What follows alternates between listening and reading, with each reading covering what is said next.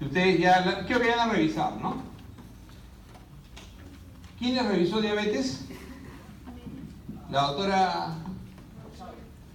¿Ya? Sí. Ya. ¿Qué tal? ¿Bien? ¿Sí? Ah, ya. No digo nada. No, lo que pasa es que la promoción del año pasado, escúchame, parecía que había sido una emergencia, ¿no? Terminaron su clase de diabetes y parecía que no habían entendido nada y me obligaron a hablar de diabetes como 3 horas. Entonces, definitivamente diabetes es algo que es lo que más debe saber un médico hoy en día. Diabetes es una de las enfermedades más prevalentes. ¿Qué hora estamos? Ya, sobrado. Es una de las enfermedades más prevalentes hoy en día, ¿no? Entonces, es una enfermedad que tiene una historia clarísima de empezar 10 años antes del día del debut. Y 10 años antes del día del debut, el paciente, ¿cómo está?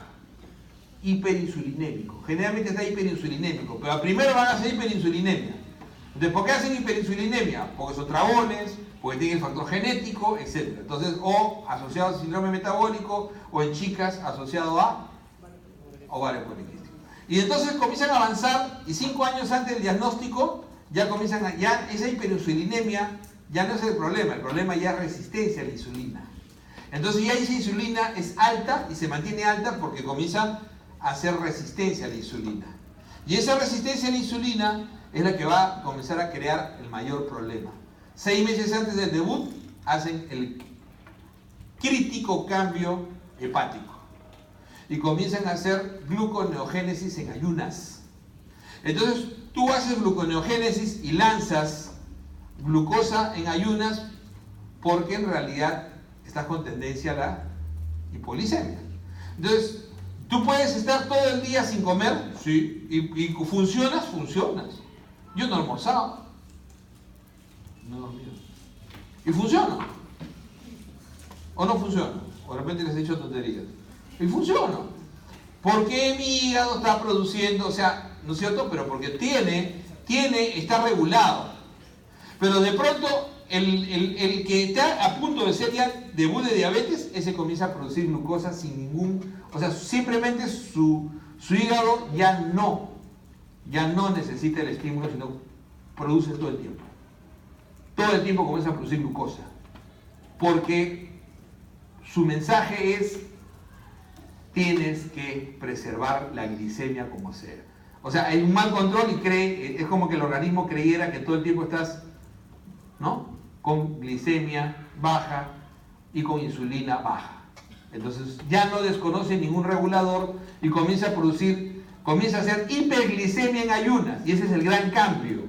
El gran cambio es hiperglicemia en ayunas. Y entonces cuando comienza el paciente a hacer hiperglicemia en ayunas, ¿qué significa? Que en pocos meses va a debutar. ¿Y cómo debuta? Eso es lo peor. La cetoacidosis es típico del diabético tipo 1. Y no se acostumbren, porque la cetoacidosis es agudo. Uno hace cetoacidosis porque se infecta, porque se infarta, porque hace un stroke, lo que quieras. Puede ser. O sea, hay ancianos que hacen cetoacidosis, pero porque se infartaron, porque se infectaron. Y los chicos, y el diabético tipo 1, porque simplemente ese sí no tiene insulina. No tiene insulina. Entonces la cetoacidosis se ve o en diabético tipo 1 porque no tiene insulina, o en el diabético tipo 2 porque se descompensa. Ok. Mientras que el estado hiperosmolar hiperglicémico es más clásico. El estado hiperosmolar hiperglicémico, el paciente es su agudo. Entonces tú puedes preguntarle: señor, ¿cómo ha estado hace 2 semanas usted? Tranquilo. ¿Pero orinaba? Sí. ¿Normal? Bueno, orinaba 5 o 6 veces al día. ¿Y llenaba? Ah, sí, orinaba un montón, doctor. Sí. Pero también lo compensaba porque tenía un montón de sed. Poliúrico, polihídrico. Y su visión, hay unos días en que parecía que tenía una telita delante, nublamiento visual. O sea, hoy en día muy sensible. Entonces, nublamiento visual, poliuria, polidipsia son síntomas, pero ¿quién necesita síntomas? Para hacer diagnóstico, el que necesita síntomas es el aleatorio. El resto no necesita síntomas. Claro, si yo tengo síntomas, por eso te pido, ¿no? acuerdo de una alumna que me decía, doctor, ¿me puedo hacer una pregunta? No sé por qué, pero me pica ahí. Hay tanto muchacho, le digo. No, doctor, no me está entendiendo. O sea, y tengo como hongos, tengo requesón ahí. Ah, ¿tienes candidiasis vulvovaginal? Sí, doctor, tengo ahí, pero es la tercera vez este año. Ah, no. Muy sensible para sospechar diabetes hoy en día. Que te dé una vez, está bien, puede ser. Pero que te dé 3 veces en 6 meses, está loco. Entonces no puedes hacer itus tan frecuentemente, pero fundamentalmente hoy en día tiene mucha sensibilidad la vulvovaginitis en las mujeres, candidiásica. Y peor si un varón te hace a menos una sola vez, porque es rarísimo que te hagas una balanopostitis candidiásica. Peor todavía, ¿no? Entonces eso te da. Nublamiento visual y la neuropatía hoy en día es precoz. Es precoz. O sea, de todo lo que hacen los pacientes, hoy en día no se imaginan la cantidad de diabéticos que hemos diagnosticado por neuropatía. Que estaban en el neurólogo, que estaban tomando ya tratamiento. ¿Y nadie te estudió? No, me hicieron electromiografía. ¿Y qué dice tu electromiografía? Ah, que tengo un patrón de neuropraxia. Un momentito, yo digo. Glicosilada, 8, 9. O tu glucosa en ayunas, 180, 200. Entonces, siempre sospechen. El diagnóstico hoy en día, uno tiene que en ayunas tener menos de 100. Prediabético 100 a 125, mayor es 126, igual a mayor es 100. Se recomienda segunda toma. No es perentorio, pero se recomienda. ¿Cuándo no se recomienda? Cuando el paciente es sintomático y cuando tiene certeza que esa glicemia tuvo 8 horas como mínimo de ayuno. Si no tuvo 8 horas de ayuno, no sirve. Entonces tú mandas a hacer la glicemia así nomás, eso me imagino que le dijeron, ¿no? 8 horas mínimo de ayuno. O sea, 8 horas de ayuno, ¿qué significa? Claro, o sea, no, pero ya la cena debe ser frugal, ¿no? Ya debe ser frugal. Si te vas a sacar a las 6, 7 de la mañana, por lo menos no comiste nada desde las 10 de la noche, ¿no es cierto? De las 10 de la noche. Entonces, eso tiene que ser clarísimo. Eso tiene que ser clarísimo. Entonces, por lo menos 8 horas, pero siempre se recomienda una segunda muestra. En el caso del test de tolerancia a la glucosa, acuérdense que todos los test de tolerancia a la glucosa hoy en día son con 75 gramos. Ya no existe a 50, ya no existe a 100. Todos son con 75 gramos. ¿Ok? Y entonces, esta es una prueba que no es el GOL, pero es la prueba más útil hoy en día. ¿Por qué? Porque si tú tienes más de 200 en 2 horas, no tienes otra opción. Es diabetes. O sea, en 2 horas tú no puedes tener más de 200. ¿Ok? No puedes tener más de 200 en 2 horas. Entonces, si tú tienes más de 200 en 2 horas, no tienes, o sea, igual a 200, estás diabético. Y entre 140 y 199 eres prediabético. Entonces, cuando en el glucosa en ayunas a mí me sale prediabético, y eso lo he hecho 1000 veces, ¿ah? Entonces viene asustado tu colega, le digo, oye, compadre, ¿sabes qué me ha salido 2 veces, me ha salido 109 y 108 me ha salido la glucosa en ayunas? Ya, compadre, test de tolerancia. Pero no me hagas una glicosilada, no te hagas glicosilada. No les manden a hacer glicosiladas. En el Perú está mal estandarizada la glicosilada. En segundo lugar, las glicosiladas fallan si el paciente tiene anemia, si el paciente tiene alguna patología, una hemoglobinopatía que no han estudiado, falla con algunos fármacos, entonces hay que tener cuidado. Entonces, siempre la glicosilada debe ser la prueba final y que previo paso, siempre se debe hacer, pero cuando ya estás casi seguro que es diabetes. Entonces, tu test de tolerancia le haces y ahí sí te va a salir a ciencia cierta si es prediabético. Y me ha pasado un montón de veces, ¿ah? Y vienen, ¿y cuánto te salió a 2 horas? 115. No eres peor. Lo que pasa es que estabas haciendo mal tu prueba de ayunas. Tu ayuno, probablemente algo habías comido a las 10, a las... Ah, sí, una galleta. No, pues, tiene que ser 8 horas. No, pues si tomé solamente una Coca-Cola, no frío. Entonces, Por más colegas que sean, ¿no? Entonces por eso les digo. Entonces uno tiene que tener certeza y dice, no, pero si eres prediabético, no, hazle su test de tolerancia. Háganle su test de tolerancia. Entonces con eso saldrán siempre de dudas. Y la glicosilada, es bien interesante. ¿Cuánto es tu glicosilada de rango normal? ¿Cuánto es el rango normal? ¿Ah? ¿Cuánto? No, eso está mal. La glicosilada normal, el rango es de 2 a 4.5. O sea, si yo les tomo una glicosilada a ustedes, les va a salir 3.8. Ese es el rango normal. Pero ¿cuánto puede llegar? Hasta 5, 7 máximo. O sea, 5.6 todavía lo puedes considerar normal. Pero tu rango de normalidad es... Así es. Entonces, ya de 5.7 para arriba, prediabético. Y más de 6.5, o igual a 6.5, ya corroboras el diagnóstico que ya habías hecho. Corroboras el que habías hecho, probablemente. Pero ¿cuál es la importancia de esto? Concepto importantísimo. La glicosilada nunca va a regresar a rangos normales en un diabético. Y si lo regresan, lo mataron. Lo mataron. ¿Ok? Porque ese hígado ya no va a regresar a la normalidad. ¿Quién lo va a normalizar? La metformina. Por eso es que es la piedra angular del tratamiento, porque el único que actúa sobre la hipoglicemia en ayunas es la metformina, nadie más.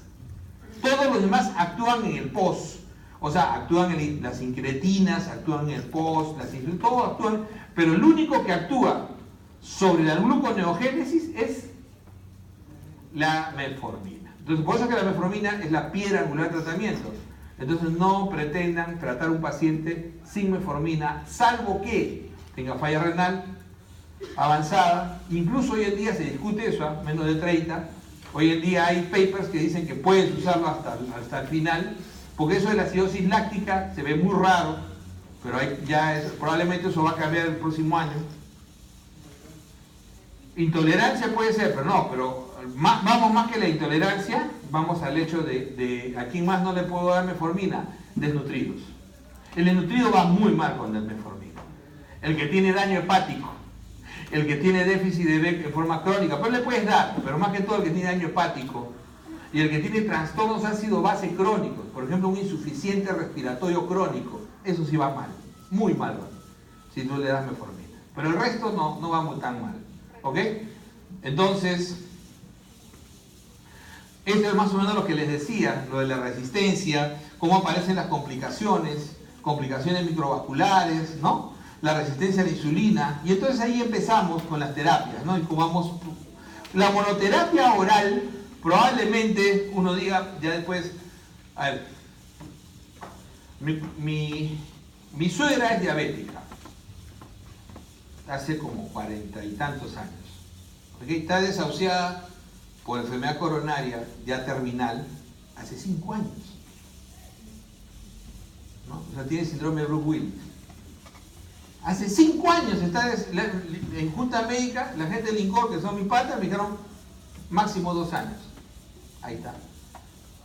Entonces, cuando mi esposa me dice, oye, qué lindo, mira mi mamá, cuando la gente quiere vivir, ese es lo más fuerte que hay. Ya está cieguita. Yo le digo la inmortal. No por eso, ¿ah? La chapa es bien bacán. Ella se mata de risa, porque ella me conoce. Le digo la inmortal porque nunca va a estirar la pata, que se la han cortado. Se mata de risa. Ya está casi ciega, prácticamente ciega ya. No va a ser enfermedad renal, porque ya pasó de 20 años sin enfermedad renal. Chúpense esa. O sea, más de 20 años. Si no haces falla renal, ya no la vas a hacer ya. Casi imposible. Harás retinopatía, pero sin enfermedad renal, como lo ha hecho ella. Ella es una típica macrovascular. Y tiene la genética de padre, ¿no? Fuertísima. Y mi cuñado es diabético. Cada la misma edad de ella, más o menos 30 años empezó. Pero ese pata ya me ha hecho 2 infartos ya. Entonces tienen que hacerle 5 bypasses.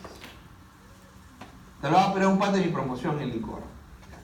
Me llama Víctor Robles se llama mi pata. Mi hermano me dice, oye compadre, tu cuñado ha venido a operarse, está internado, está llorando porque le estoy dando de alta, porque tiene 9.6 de glicosilada. ¿Cómo lo puedo operar con eso? Entonces se ha visto que la glicosilada correlaciona con el nivel de glucosa que tienes de forma constante. Un nivel de 9.6 correlaciona con tener 420 en forma constante. O sea, imagínense ustedes las fluctuaciones. Pero él dice no. Y me muestra, Lucho, mira mis ayunas. Todas normales, claro, ¿no? ¿Y te tomaste postprandiales? No, que vives en Tacna. Y te van a tomar solamente en ayunas. Tienes que tomarle postprandiales. ¿Y cuándo fue tu última glicosilada? No tenía. No puede ser. Entonces, hoy en día no puedes manejar a un paciente así. Entonces, y lloraba el hombre. Un hombre de 1,90 m casi. Lloraba, me da pena. Yo le decía, hermano, ¿sabes qué? Yo te voy a manejar. Ya, olvídate del endocrinólogo. Claro, vamos a usar glargina y metformina. Y eso lo estoy hablando hace 45 días más o menos. Esta semana que viene es interna. Ayer fue a su control, tiene 7.4 de glicosilada. O sea, no es tan fácil tampoco. ¿Cuánto es el término que uno tiene que esperar? 2 a 3 meses más o menos, para uno comificar. Pero yo soy un poquito más intensivo. Entonces yo le digo, cuando uno tiene experiencia en esto, lo hace más fácil de repente. Pero por ahí me dijeron, oye, ¿pero por qué no leíste IDPP4, GLP1? No, ¿para qué? Saninsulina, glargina. Bueno, glargina es de 24 horas. ¿Y será muy diferente a la NPH? ¿Y será muy diferente a la cristalina? ¿Y será muy diferente? No, la diferencia, tienen el mismo, claro, pero la diferencia es la vida media nada más. Entonces lo tengo a él con una insulina, una sola dosis, ¿no? Unas 2 dosis incluso le estoy dando, 2 dosis diarias, con 2 dosis, con una sola dosis diaria y con 3 tabletas de metformina al día. Dosis tope de metformina. ¿Cuál es la dosis tope de metformina? 2.550. Por eso que las tabletas vienen de 8.50. Por eso que vienen de 8.50, para que puedas dar 3 al día. ¿Ok? ¿Cuál es el mínimo para que sea efectivo? 1 gramo. Es el mínimo. Pero nunca empiecen con la dosis que piensan dar. Siempre empiecen las primeras 2 semanas con una sola dosis diaria, para que vean cómo el paciente te dice, doctor, no lo tolero.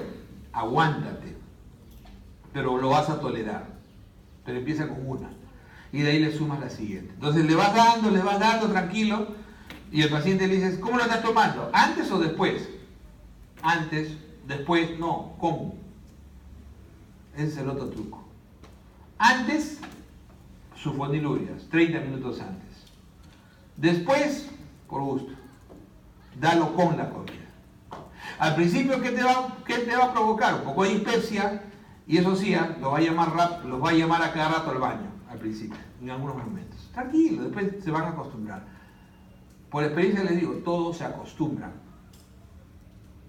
Hay pocos pacientes, yo he tenido pocos pacientes realmente que no han tolerado la metformina. No tolero con todo lo que me da, cambia marca, también funciona. Doctor, la marca que he comprado ahora me cae mejor. Ya. Todas las que me dan no sirven. Ya. ¿Compraste glucofage? Ah, no, es el original. Entonces, si ya no tienes extremo, entonces le dices glucofage. ¿Ok? Entonces, toma el original. Y como digo, hasta el día de hoy, solamente recuerdo un paciente que sí, no toleró nada. Ah, pero no compró glucofage porque le pareció muy caro, eso sí. De repente compraba glucofage y le iba a resultar. Pero claro, el problema es ese, también es costo, ¿no? Ahora, la glargina no es barato. Mi cuñado tiene plata y está piteando. Oye, Lucho, ¿no me podrás dar seguro? Ay, que no jodas. Te van a poner 5 bypasses si quieres ahorrar con la glargina. Si nos ponemos a pelear porque tengas la glargina, nunca vas a... Ahora está contento, ¿no? Ya le han dicho fecha, esto. Pues así, ¿no? Entonces, lamentablemente, Lo más difícil, con esto que les quiero decir, les pongo un ejemplo muy personal, lo más difícil en diabetes es manejar al paciente, no la enfermedad. El paciente es lo más difícil. El paciente diabético no es cualquier paciente. Es un paciente que les va a mentir 5.000 veces. Doctor, mi cuñada me dice, yo no como nada. Hablo con su esposa, Lucho, traga.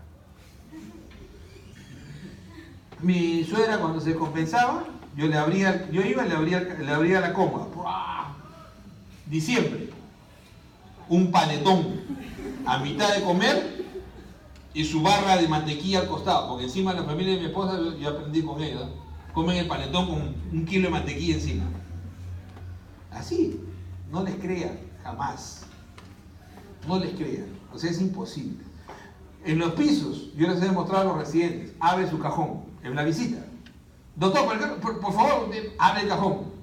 Chocolate, caramelo. Y somos tan brutos que tenemos máquinas de comida en los pisos. Así es. Aunque, bueno, nos sirven a nosotros, ¿no? Pero así es. Entonces, ahí viene. Entonces, miren las características. Y este es el concepto que quiero que les quede clarísimo. 7 es lo que ustedes tienen que conseguir. Más o menos 5. Ya hay muchos estudios que demuestran que cuando un paciente lo bajas de 6.5, incrementas sus hospitalizaciones por causas cardiovasculares.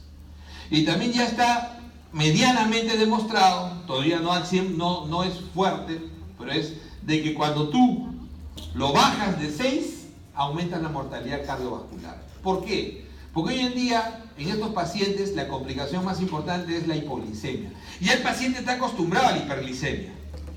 ¿Cuál es el término que menos daño le produce? 7. Pero si tú pretendes bajarlo a 6, menos de 6, no me imagino cuántos pacientes los he fregado sin saber, porque en esa época no teníamos ese concepto. Pero un montón de pacientes que yo me sentía contento porque los tenía menos de 6. Y ahora me doy cuenta, ahora entiendo por qué se murieron. De infarto, de ACV, porque incrementan la muerte cardiovascular. Pero no sabíamos eso. Y la gente, todo el mundo pensábamos que teníamos que regresarlo a lo menos posible de glicosila. No es así. O sea, hay un momento en que ese equilibrio ya no puede ser el equilibrio anterior. Tiene que ser el nuevo equilibrio. Entonces, ese es el asunto. Entonces, uno tiene que manejarlo alrededor de 7. Y eso sí, el LDL sí está demostrado. Si tuvo infarto de miocardio, menos de 70. Y si no ha tenido enfermedad cardiovascular, entonces 100 miligramos. Y la presión, yo prefiero tenerlos en 12, menos de 12,8. Pero los estudios demuestran que 13,8 hasta 14,9 es tolerable. ¿Ok? Esos son los goals que uno tiene que marcarse en los pacientes. Y entonces, si ustedes miran esta tabla, que no sé si se ve muy bien, no se ve de repente muy bien, pero miren ustedes la diferencial. Esta tabla me gusta, es del Ferri, libro que les recomiendo tener. Creo que se lo subí, ¿no? Sí les puse el link del Ferri, ¿o no? Ya, ahora se lo voy a poner.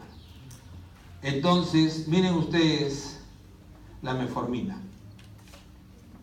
y las sulfonilurias. ¿Qué les parece? O sea, la potencia medida en en bajar la glicosilada. Entonces me podrán decir, doctor, pero ¿por qué no le da glitazona? Bueno. ¿Por qué no le da ezetimibe? Bueno. Así es. Pero quizás de los mejores hoy en día son los inhibidores alfa 1, pero definitivamente los costos son prohibitivos. En el Perú todavía es útil la sulfoniluria por cuestión de costos. Y no le demos con palo, o sea, la industria y los endocrinólogos en el Perú están tratando de decirnos que no usemos sulfonilurias por el riesgo de hipoglicemia. Más daño hacemos manejando mal la glicosilada que dando la sulfoniluria. Si uno maneja bonito tu sulfoniluria en una dosis adecuada, o sea, combinándolo con metformina, no vas a tener muchos problemas. La metformina no te va a provocar hipoglicemia, raramente, La sulfoniluria te lo va a provocar generalmente cuando llevas, ¿qué cosa usas? Glimepirida o glibenclamida, ¿no es cierto? Entonces la glimepirida entre 2 y 4 miligramos es muy fácil de manejar, una sola dosis diaria. Y la glibenclamida entre 5 y 10 miligramos es fácil de manejar. Pero cuando pasas de 20 miligramos, ahí viene el problema.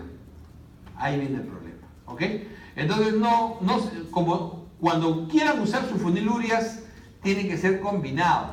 Acuérdense que no es un fármaco de, hoy en día, de monoterapia. ¿Quién es el fármaco de monoterapia?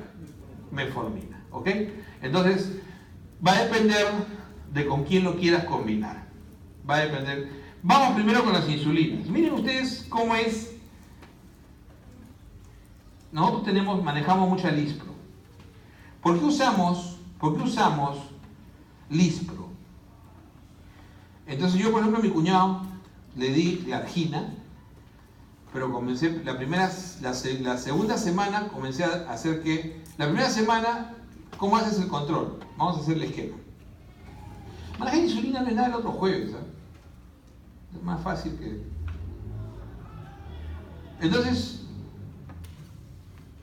una unidad de insulina te baja entre 20 a 40 miligramos. ¿Ok? ¿Quién 20, quién 40? Va a depender del tipo de paciente. Si el paciente es muy duro y responde poco, calcularás con 20. Si el paciente recién lo conoces, lo calculas con 40. ¿Ok? Doctor, pero en el hospital yo he visto que usan 50, ¿sí o no? Ya, ese es de burro. Entonces 50 es cuando el paciente tiene enfermedad renal avanzada. Si tiene enfermedad renal avanzada, calculas con 50. ¿A qué me refiero con eso? Me refiero a que tú el exceso lo vas a convertir en insulina dependiendo de hasta dónde lo quieras llevar. Le doy un ejemplo. Ok. 6 de la mañana, 10 de la mañana, 4 de la tarde, 10 de la noche. En la primera semana, ustedes tienen que titular esas horas. Entonces titulan ustedes ayunas 6 de la mañana, 10 de la mañana es medio postprandial de el desayuno, 4 de la tarde es medio postprandial del almuerzo y 10 de la noche más o menos de la cena. Entonces con esos valores tú titulas. Entonces tú dices, ¿cómo le empiezo la insulina a un paciente? ¿Cuánto es la basal? 0,7 a 1,5 por kilo de peso más o menos, ¿no? Entonces uno agarra y dice ya, ponle 0,7 por kilo. ¿Cuánto pesas? 80 kilos ya, más o menos. Si te voy a dar 0,7 por 80, ¿cuánto sale? 56, ¿no es cierto? ¿Ok? ¿Está bien o no? Ya. Esos 56, acuérdense, todo es en 2/3. Solamente le voy a dar 2/3 máximo. ¿Cuánto es 2/3 de 56? Divídelo entre 3, ¿no es cierto? ¿Cuánto es más o menos? 22. ¿Me equivoco? ¿O no? No, sí me equivoco. No, ¿cuánto es? 18, 17, ya, 17. Entonces, ya, ponle 18. Siempre redondeé. Entonces lo máximo que voy a usar es 2/3, 36. Entonces, máximo empezaré en 36. Entonces te pones tu límite. Es lo máximo que le voy a dar. ¿Y cómo divido esos 36? 2/3 en la mañana, 1/3 en la noche. Entonces acuérdense siempre, o sea, le calculo. Algunos, yo prefiero empezar siempre con 0,5. Prefiero empezar con 0,5. Lo que calculo le doy solamente 2/3 de inicio, ¿no? De los 0,5 por kilo. Y de esto divido en la mañana 2/3 y en la noche o la tarde 1/3. Puedo darle esto a las 7 de la mañana y esto a las 5 de la tarde o a las 10 de la noche. O también 7 de la noche. ¿Qué va a depender? Va a depender de cómo voy encontrando mi glucosa. Entonces voy a escoger de acuerdo a lo que encuentre mi glucosa. Ahorita les voy a explicar eso. Entonces, pongamos que yo a las 6 de la mañana estoy dando la insulina y encuentro que tiene 300 en la mañana. Acá tiene 400, acá tiene nuevamente 300 y acá tiene 200.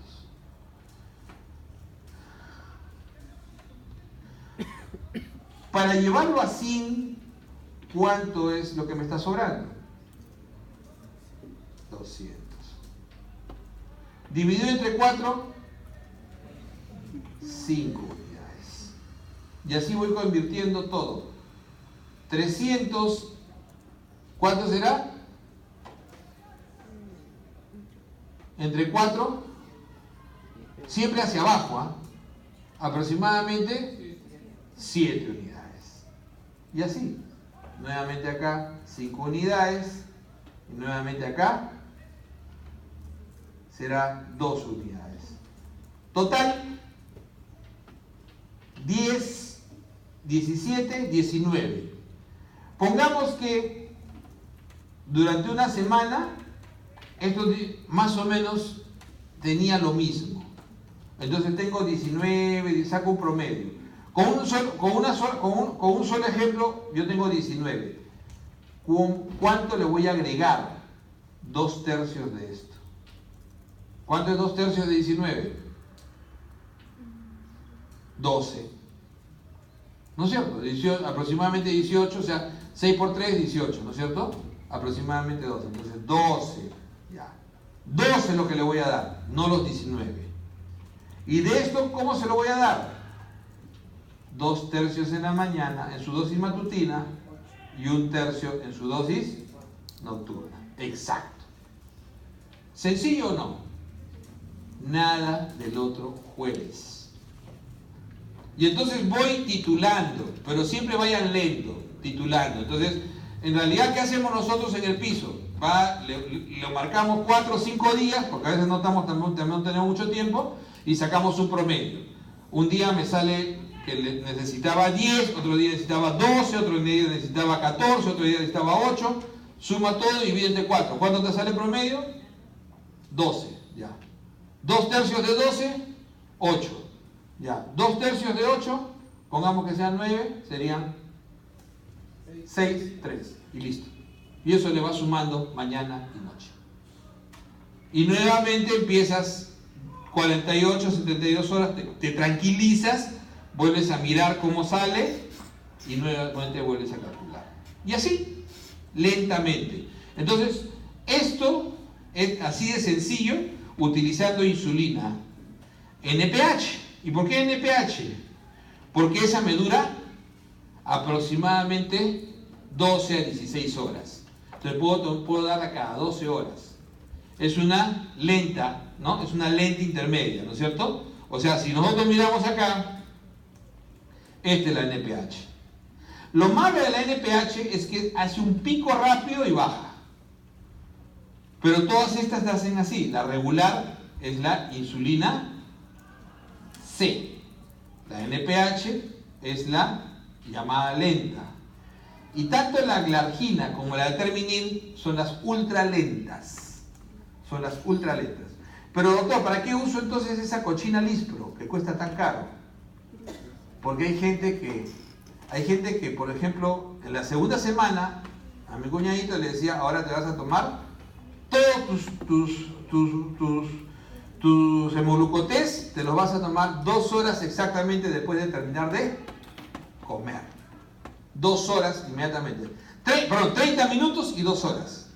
30 minutos y 2 horas. O sea, una pinchadita bien rica. Y entonces podemos ver que hay pacientes que hacen picos a los 30 minutos que son brutales. 400 a los 30 minutos. Y a las 2 horas bajan. Bajan casi a lo que tú esperabas. Entonces, ¿qué demuestras? Que esos tienen las hiperglicemias severamente postprandiales. Y esos 400 le hacen mucho daño. Entonces, ¿cómo puedes manejar una hiperglicemia a los 30 minutos. O sea, Ministerio de Salud, a mí me gusta rajar siempre, para que más o menos ustedes presionen y eso cambie, ¿no? Solamente vas a tener insulina regular y NPH. Pero la regular a qué hora me estaba funcionando, recién a los 30 minutos con la ajuste está subido menos de un cuarto. Y su pico lo va a alcanzar a las casi prácticamente 2 a 3 horas. No me da solución. ¿Me soluciona el problema? No me soluciona el problema. ¿Entendés la figura? Entonces la Lispro, miren cómo sube. A los 30 minutos ya casi está en el pico. Entonces, ¿en quién uso Lispro? En el que demuestro que tiene una hiperglicemia severa inmediatamente postprandial, 30 minutos. Entonces, por eso tengo que saber, primero hago mi cálculo de cantidad y después trato de descartar que ese paciente sea de este tipo de pacientes que hacen postprandiales muy altas. Y estos postprandiales muy altas son los típicos pacientes que todo el tiempo le encuentran la glucosa bien, ¿eh? Doctora, yo me tomo 2 horas postprandial y estoy perfecto. De verdad, está perfecto. Sí, me tomo 2 horas postprandial y estoy en... Si no pasa el 180 no está mal. ¿Sí o no? No está mal. Entonces estoy 2 horas postprandial, no estoy en 130, 140, estoy perfecto. Eso es perfecto. ¿Y entonces por qué tu glucosilada no baja? Sospecha que haces la hiperglicemia inmediatamente postprandial. Entonces cambias tu manera de tomarle y le dices, ¿sabes qué? Ahora te vas a tomar a los 30 minutos que terminaste de comer. ¿Cómo? Sí, te vas a tomar a los 30 minutos. Y ¡bum! Lo pescas, 400, 500. Y ¡bum! Lo pescas, ¿te das cuenta? Pero no siempre lo hacen de repente desayuno y almuerzo nada más. Entonces, ¿qué le vas a dar? Le vas a dar una Lispro antes de cada comida. Le vas a dar una Lispro antes de cada comida.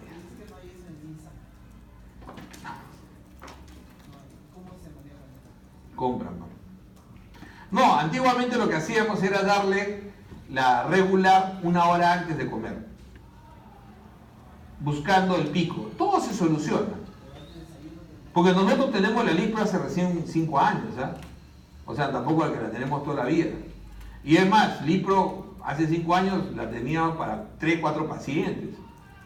Y no, entonces, es más, hoy en día tiene que salir la Lispro y la argina con autorización de endocrinólogo. Y hasta que tú lo convenzas del endocrinólogo, el problema del subespecialista es que si tú tienes la razón, él se va a oponer. Ah, no me parece, no te lo va a autorizar. Por eso a mi cuñado le digo, estás loco, cómprate nomás, cómprate.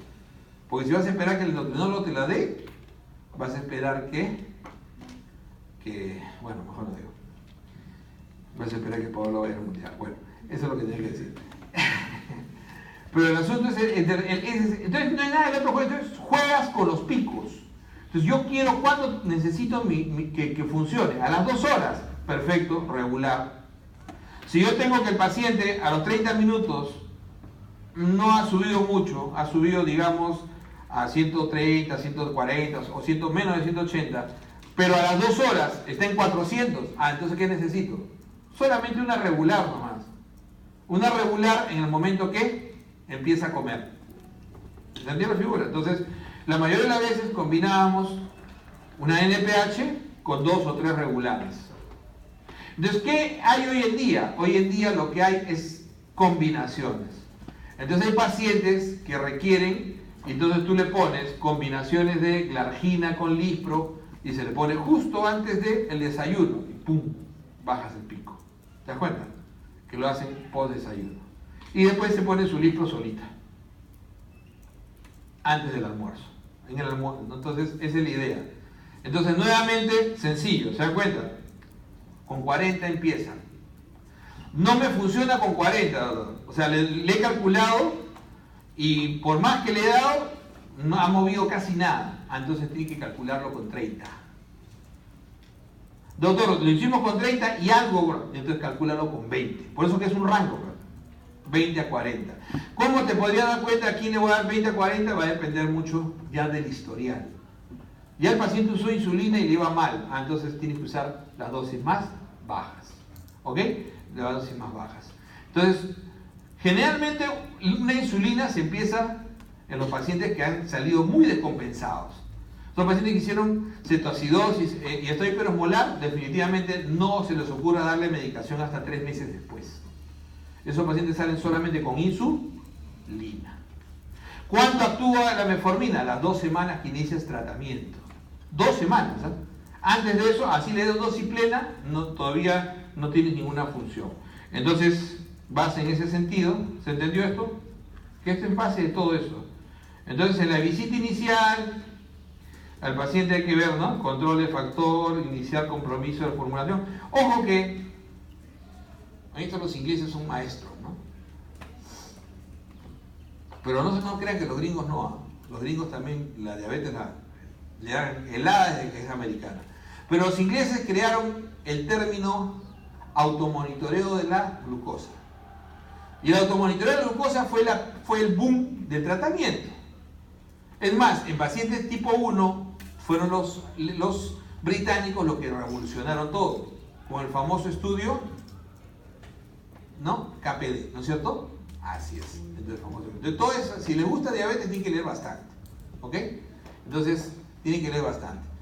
Pero estos conceptos son básicos. Entonces, ¿qué es lo que pasa? El automonitoreo es básico. ¿Qué cosa es el automonitoreo de la glucosa? Eso métanselo en la cabeza. Mínimo 3 tomas a la semana. O sea, mejor dicho, mínimo 3 días a la semana. Entonces tú le dices al paciente, ya tú eres mi paciente, ya, lunes, miércoles o viernes, o martes, jueves y sábado, tú escoges. Ya, te vas a hacer un no, y ese día, mínimo 3 tomas. Ideal 4 tomas. ¿Entendieron la figura, no? Mira cómo era. Mira cómo era. Para lo ideal. 6, 10, 4 son 4 tomas. Doctor, no me alcanza. Entonces 2 a la semana. Pero me hacen las 4. Doctor, no me alcanza. Por lo menos 3 días, gracias.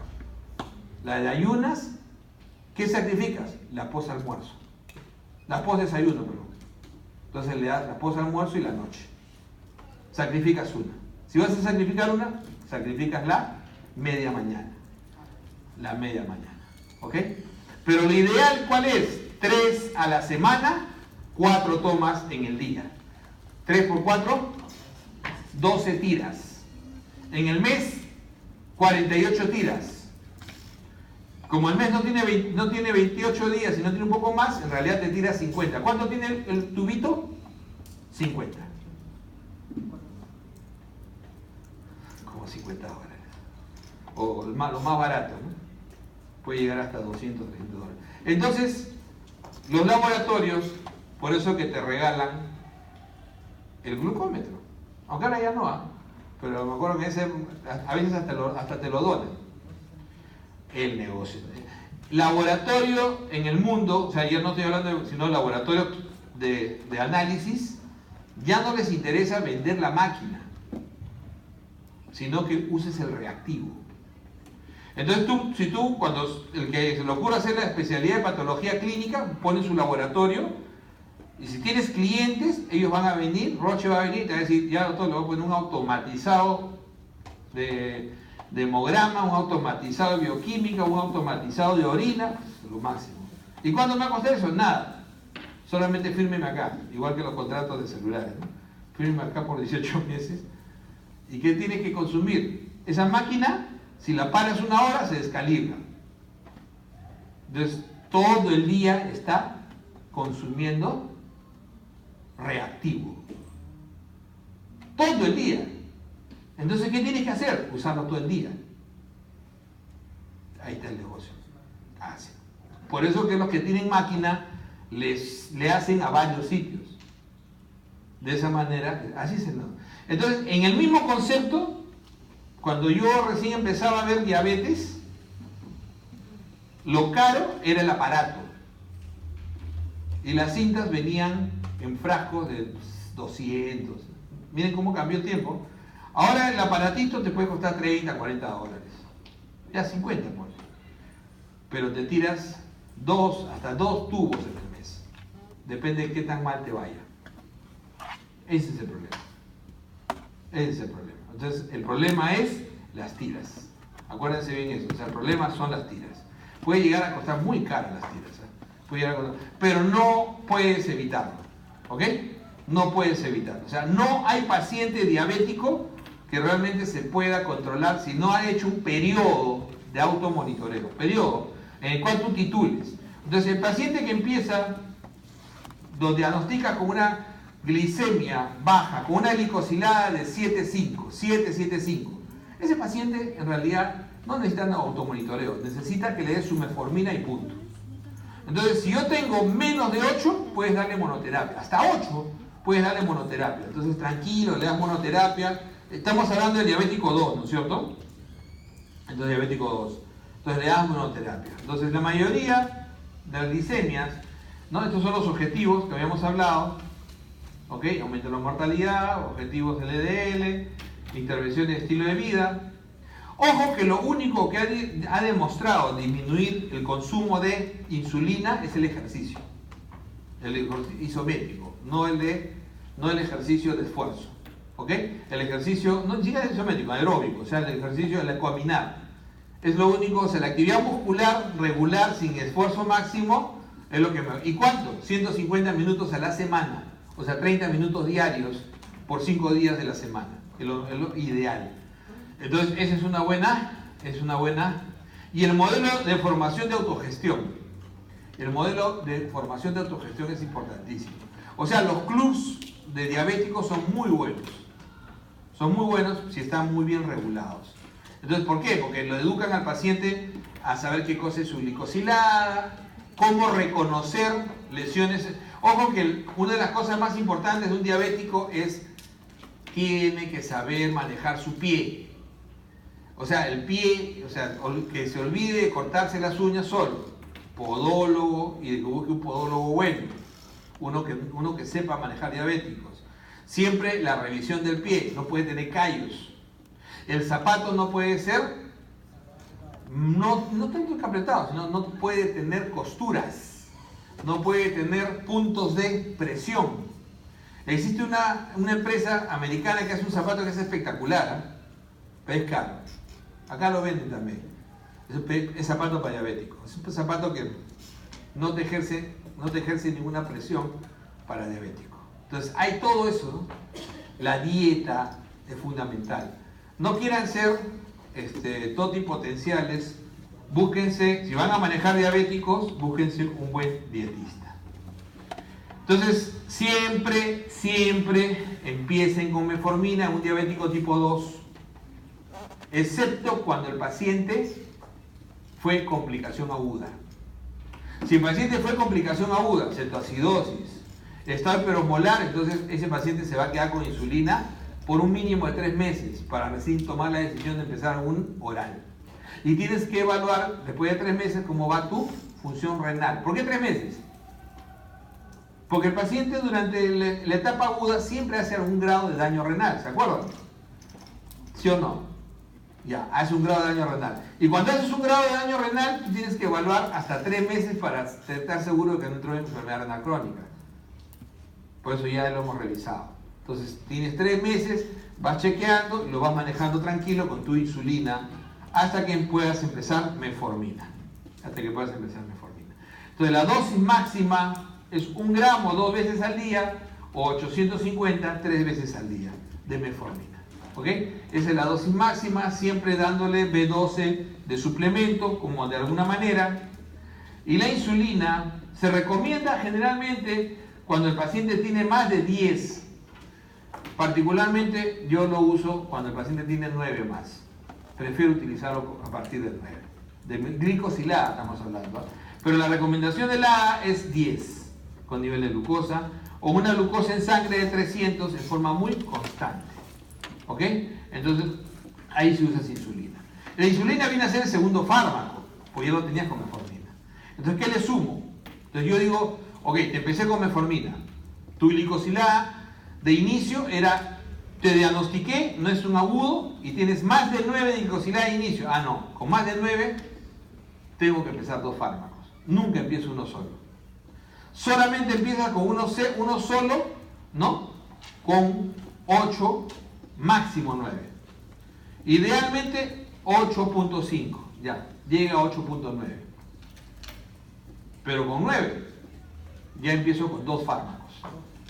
Metformina más otro fármaco. No, la insulina es 10. Entonces, si yo quiero hacer un esquema, le diría así, ¿no? Oye, un momentito, no es complicación aguda ya. Ya lo diagnosticaste. ¿Sí? ¿Cuánto es su glicosilada de inicio? 9.1. Hay chispas. Entonces no puedo usar solamente metformina. Empiézale sulfonilurea más metformina. ¿Cómo le empezarás? Glibenclamida, 5 miligramos como mínimo. Glimepirida, 2 miligramos como mínimo. Entonces le darás la sulfonilurea 30 minutos antes del desayuno. Ojo que la vida media de estos fármacos es intermedia. Pueden durar hasta 24 horas en algunos pacientes, depende de su función renal. Entonces le das 5, que es lo mínimo. Se recomienda la primera semana darle 2.5 para ver cómo responde. Como le decía, igual que los antihipertensivos, siempre hay que dar la dosis más baja la primera semana para ver cómo responde. Ok, le das, pero la dosis efectiva va a ser 5. Le das 5 más su metformina. Recuerden que la metformina demora 2 semanas. Y no solamente demora 2 semanas, sino que la metformina va a demorar al paciente en acostumbrarse a tolerarlo. Entonces tienes que tener paciencia. Entonces le das su glibenclamida, estamos hablando de un paciente de 9 para arriba, y le das su metformina. Doctor, no quiero darle sulfonilurea. ¿Le puedo dar IDPP4? Sí, le puedes dar. Pero es cuestión de costos. Es cuestión de costos. Al final, también es cuestión de efectividad. ¿La efectividad de la sulfonilurea es mayor o no? Sí. Aunque el riesgo de hipolicemia también es mayor. Entonces tienes que manejarlo de a poquitos. No le tengan miedo a la sulfonilurea, salvo que la usen mal. O sea, ya, ¿sabes qué? Está recontra descompensado, empieza con 20, no seas burro. Empieza con 2.5, con 5. Y primero llega a tu tope en metformina. O sea, mantén tu glibenclamida bien bajita. Pero, o tu glimepirida. Lo que tienes que llegar a tu tope primero es metformina.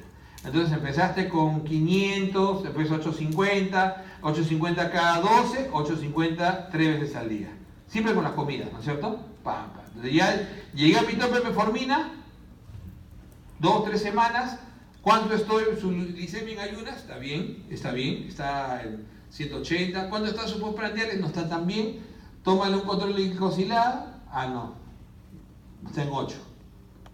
¿Ya pasaron 3 meses? Sí, allá. Entonces comienzo a subir la glibenclamida o la glimepirida, porque ya estoy en la metformina en tope. ¿Se entiende la figura o no? Entonces, como ya estoy en tope esa, ya la que muevo es la que me puede producir hipoglicemia. O sea, siempre primero lleven al tope la metformina. Siempre lleven al tope la metformina. Cuando uso insulina, como fue el caso que les contaba, que es perentorio bajarlo porque tiene riesgo cardiovascular, tiene que operarse. O sea, tiene que operarse el paciente, ¿no? Ese es otro caso, ¿no? Aunque ya estaba casi en 10, a 9.7 era 10 prácticamente, pero había que operar. Entonces, el paciente, incluso más de 9, debe usar insulina cuando tengo enfermedad cardiovascular de por medio. Entonces ya cambia, este valor cambia cuando el paciente ya tiene especialmente complicaciones cardiovasculares, cerebrovasculares y cardiovasculares. Entonces lo uso en 9. Entonces cuando uso insulina, empiezo mi insulina de base, que le calculé, y llevo mi metformina al tope. Entonces ya avancé como un mes, ¿no es cierto? Pin, y su insulina de base. Una vez que tengo mi metformina en su dosis tope, comienzo a titular la insulina para seguir bajando. ¿Entienden la figura? Pero lento. No hago las dos cosas a la vez, porque si no voy a tener periodos de hipoglicemia. Por la insulina, no por la metformina. Pero la metformina me está controlando y si lo estoy moviendo muchísimo la insulina, va a tener riesgo de hipoglicemia. Acuérdense que la insulina puede producir profundas hipoglicemias. O sea, es muy buena, pero puede producir profundas hipoglicemias. Ok. Entonces, segundo medicamento, en nuestro medio sigue siendo importante la sulfoniluria. Las sulfonilurias tienen varios muy buenos mecanismos. El gran problema es la hipoglicemia, pero tienen muy buena potencia también. Tienen muy buena potencia. Y ojo que las sulfonilurias puedo usarlo incluso hasta en enfermedad renal avanzada. Lo que pasa es que el riesgo de hipoglicemia es muy alto. No hay contraindicación por la medicación, sino hay contraindicación por el efecto adverso. A diferencia de metformina. En metformina sí tengo que retirarlo porque el medicamento no debería usarlo cuando el paciente tiene menos de 30 de depuración. ¿Ok? Es diferente. En la sulfoniluria yo podría usarlo hasta el final, incluso estando en diálisis. Pero eso va a depender de que el paciente no haga hipoglicemia. Entonces la contraindicación es hipoglicemia y no el mecanismo de acción o el efecto adverso directo del medicamento. Entonces este es el esquema clásico. Entonces metformina, ¿no? Manejo de estilo de vida, el costo y por lo menos 3 meses. Y después cuando quiero terapia dual puede ser sulfoniluria, tiazolidona, puede ser DPP4, ¿no? Puede ser un GLP-1. ¿Cuál es el futuro? Hoy en día tenemos hasta 8 familias diferentes. ¿Cuál es el futuro? El futuro se dice que son los GLP-1. ¿Ok? Así es. El futuro aparentemente puede ser los GLP-1. Su costo todavía es muy alto. Pero esos son probablemente los fármacos que nos van a ir reemplazando a la sulfoniluria conforme sus costos sean menores. Pero todavía sulfoniluria es el medicamento de elección. Y antes de que se nos quedemos sin tiempo,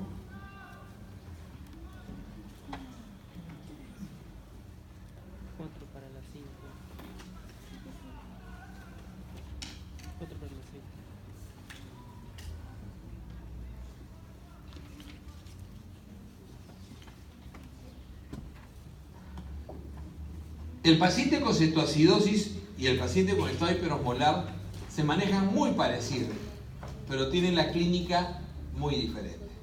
Se parecen, pero tienen una clínica diferente. Y son totalmente fáciles de diferenciar. Entonces, ¿cómo lo diferencio con facilidad? Lo diferencio con facilidad por la clínica y por el laboratorio. ¿Ok? Entonces yo, en una cetoacidosis diabética versus un estado hiperosmolar hiperglicémico, que ese es el nombre desde el año 2004, ya no se admite coma hiperosmolar, coma hiperosmolar no cetósico. O sea, esos términos ya erradíquenlo de su cabeza. El tiempo agudo, subagudo. La cetoacidosis es agudo, 24 a 48 horas antes estaba perfecto el paciente. Entonces, ¿qué lo precipitó? Generalmente lo precipita una infección o una complicación vascular. Entonces, eso está precipitado por un evento agudo. Segundo, la clínica. ¿Cuál es la clínica típica de la cetoacidosis? Náusea, vómito, dolor abdominal, náusea, vómito, diarrea. Asociado al cuadro clínico de fondo, un infarto de miocardio, un accidente cerebrovascular, una infección, una pilonefritis, etc. Entonces, diarrea. Mientras que el estado hiperosmolar, lo que tiene el paciente es trastorno de sensorio. Entonces, mínimo confusión, el tope, coma. Por eso que alguna vez se llamó coma hiperosmolar. Entonces, alguna vez se llamó coma. Entonces, este es netamente más que todo neurológico. Además de eso, este paciente tiene severa deshidratación, porque este es su agudo. Este paciente estaba poliúrico y polidípsico ya hace 2 semanas. Entonces, si uno hace una buena anamnesis, si no se puede con el paciente, con el familiar, uno le pregunta, ¿cómo está tu papá? Bueno, doctor, sí, tengo una deuda en la esquina, en la bodega de la esquina, tengo una deuda porque tomaba todos los días 5 o 6 gaseosas. O sea, uno tiene que buscar la manera de encontrar cómo es que el paciente estuvo evolucionando. Entonces, pregunte usted cómo fue, qué le pasó, quién lo estaba viendo. Sí, dice que orinaba cada rato, hace 2 semanas que está que orina y toma agua cada rato. Entonces, estando en este estado, Primero, ¿cómo estará la glucosa? En el estado hiperosmolar, mayor de 600. ¿Ok? Mayor de 600. Y en el cetóxico, mayor de 250. ¿Cómo estará el pH?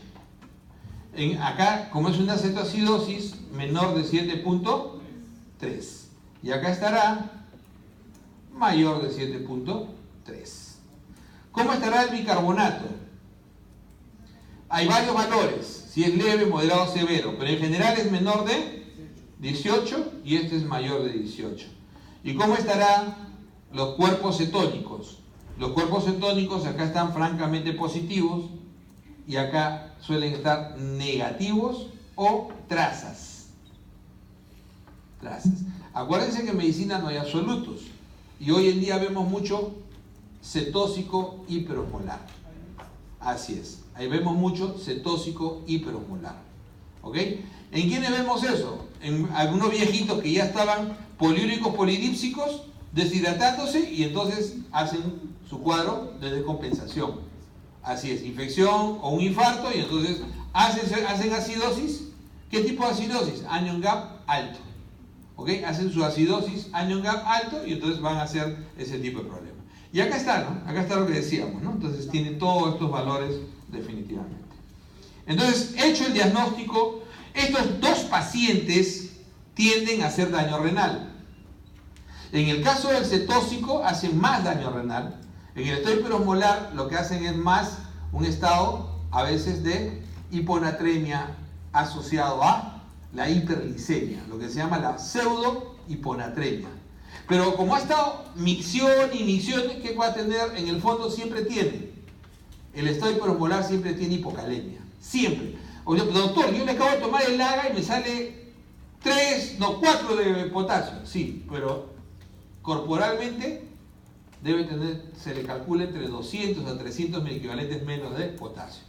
Porque ha estado ahí micción botando potasio. Entonces, al paciente hiperosmolar, a ese paciente siempre hay que reponerle potasio. Mientras que al cetóxico, no necesariamente. Va a depender ahí sí de los valores, porque ese es agudito. Entonces, en la terapia, lo primero que vamos a hacer ¿qué es? Siempre primero es volumen. Siempre primero es volumen. Entonces, la hidratación tiene que ser muy eficaz. En el caso, claro, acá hay que evaluar la natremia, pero en el caso hay que ver si está en shock, si tiene buena presión y hay que hacer monitoreo cardíaco para que no se congestione.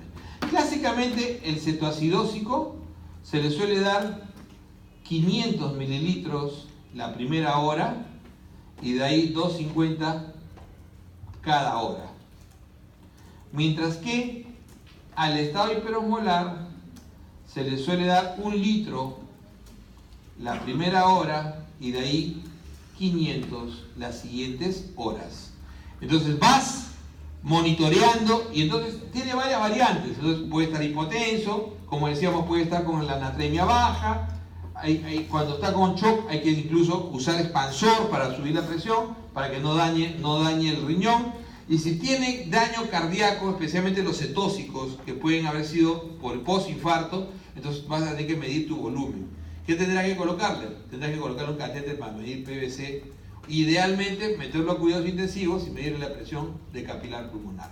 Entonces, con eso manejas tu volumen. Pero en general, lo manejas de esta manera. Una vez que comienzas, ya lo estás hidratando, o sea, empezaste la hidratación, entonces puedes, después de una hora, empezar la insulina. Hoy en día, la insulina se recomienda usarla ya no en infusión. O sea, ahí que dice, infusión o vía intramuscular. Son las dos posibilidades. ¿Por qué no usamos ya mucha infusión? Porque se ha demostrado que, nuevamente, ¿qué es lo que más daño hace? ¿Hiper o hipo? Hipo. ¿Y qué es lo que más pasa en las unidades no críticas? O sea, si yo tengo a mi paciente en UCI, no hay problema, le pongo infusión. ¿Por qué? Porque la enfermera máximo tiene 2 a 3 pacientes a cargo, ¿no es cierto? Y entonces le va a poder tomar la glicemia cada hora o no, sí. Miren que esto no es peruano, esto es en todo el mundo. Mientras que en las unidades de medicina interna, la enfermera suele tener entre 6 hasta 12 pacientes a cargo. ¿Y le podrán tomar la glicemia cada hora? Eso no ha sido demostrado en el Perú, eso ha sido demostrado en el primer mundo. Entonces, ¿qué se ha demostrado en el primer mundo? Que los pacientes que están en unidades no críticas, o sea, en unidades de medicina interna, suelen hacer hipoglicemia con mucha facilidad en la infusión. Entonces, ¿qué se recomienda? Utilizarlo contra el resultado. Por eso en el contrarresultado le pones el bolo de inicio, ¿no? Que es 0.4 unidades por kilo. El bolo de inicio, eso sí lo puedes poner endovenoso. Entonces, ¿qué cosa es el bolo de inicio? Calcula 0.4 más o menos por kilo y le pones endovenoso. 0.15, dependiendo, ¿no? Si es cetóxico o es hiperosmolar. Y entonces le pones el bolo, que suele ser 10 unidades en bolo. Y a partir de ahí comienzas a hacer cada hora su hemoglucotest o cada 2 horas. Y con ese glucotest vas poniéndole... ¿Y por qué intramuscular, doctor? ¿Por qué no subcutáneo? Porque ustedes en la calle, ¿cómo usan la lispro, la glargina?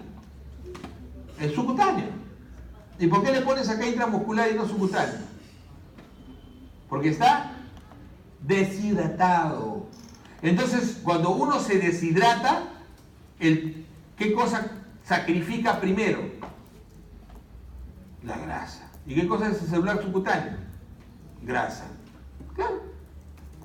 Entonces siempre vas a tener el subcutáneo depletado, con hipoperfundido. Por eso que el paciente está con piel marmórea o está frío, ¿no es cierto? Entonces no tiene sentido. La absorción se va a convertir en errática. Entonces, si no le puedo usar la endovenosa, la voy a tener que usar intramuscular profunda. Entonces, ¡pum!, le pones intramuscular. Entonces yo, ¿sabes qué? Como es un cetóxico, voy a usar 20. ¿Cuánto le tomaste ahorita? 400. Para 100, 300. Entre 20, 15 unidades. Intramuscular.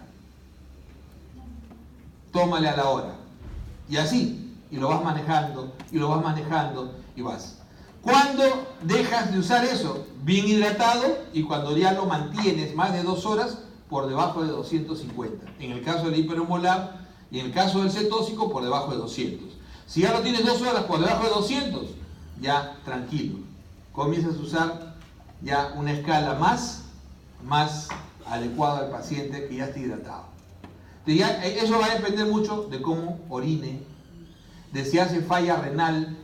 Entonces, si se dan cuenta, preguntas de examen. Primer punto, hidratación. Segundo punto, insulina. Si yo les pongo en el examen, el paciente será tratado en una unidad crítica, infusión. El paciente será tratado en una unidad general o de medicina interna, será horario intramuscular. O sea, horario intramuscular. Entonces, cada hora, cada 2 horas, y voy a comenzar a manejar. Tercer punto de tratamiento. Si es un estado hiperosmolar, reposición de potasio sí o sí. Mínimo en hidratación, ideal comenzar a colocar en retos si es que está por debajo de 3.5. Entonces, debajo de 3.5 generalmente, o ahí pone 3.3, por lo menos hay que comenzar a ponerle 40 equivalentes de potasio. El paciente, ¿por qué tiene que ponerle potasio? El paciente te puede hacer daño cardíaco, así es. En un momento el paciente puede caer y tú no lo dosas en ese momento y puede hacer un daño cardiovascular severo. Y te puede entrar en paro, te puede hacer arritmias, ¿no? ¿Qué hace el paciente en hipocalemia? Injuria subendocárdica. El paciente en hipocalemia hace injuria subendocárdica. ¿Ok? Entonces, eso es lo que tiene que uno tratar de evitar. ¿Cuándo le darás bicarbonato? Bueno, ese es el cetóxico. Pero el cetóxico traten de evitar siempre dar bicarbonato, excepto cuando está en riesgo la vida. ¿Cuándo puede estar en riesgo la vida? Cuando tienes un pH menor de 7.0. ¿Ok? O cuando el bicarbonato en sangre es menor de 6. Entonces, en esas circunstancias, uno dice, contemplemos darle un bolo de bicarbonato. El bolo de bicarbonato es 1 miliequivalente por kilo. ¿Cuánto tiene el cloruro perdón, el bicarbonato? El bicarbonato al 8.4%, que es la ampolla, tiene 1 miliequivalente por centímetro. Entonces, si pesa 80 kilos, le daré 80 centímetros. Cada ampolla tiene 20 centímetros. Le daré 4 ampollas. Fíjense, al final, ustedes ponen ahí, darle 80 centímetros. Y se suele dar en bolo y volver a calcular en un siguiente haga. ¿Ok? Y de acuerdo a eso ver. Por eso le digo, ¿por qué le doy? Porque tengo estado crítico. Si el paciente está en menos de 7, pues ligra la vida. Recuerden que la acidosis es otra de las H que producen arritmia y paro en actividad eléctrica sin pulso. O sea, cuando hablábamos alguna vez de las arritmias, yo le decía, el corazón se muere en fibrilación ventricular o taquicardia ventricular sin pulso, asistolia, y la tercera, ¿cuál es? Actividad eléctrica sin pulso. ¿Qué quiere decir eso? Que hay actividad eléctrica, pero el corazón no puede hacer bombas porque algo le impide. Y en este caso, ¿qué le va a impedir? Una acidosis extrema. ¿Ok? Entonces, está la acidosis es una de las 5 H's. Las otras 4 son hipotermia, hipoxia, hipocalemia, hipercalemia. Y la H de acidosis. Así es. Deshace tremendamente. Ok, preguntas.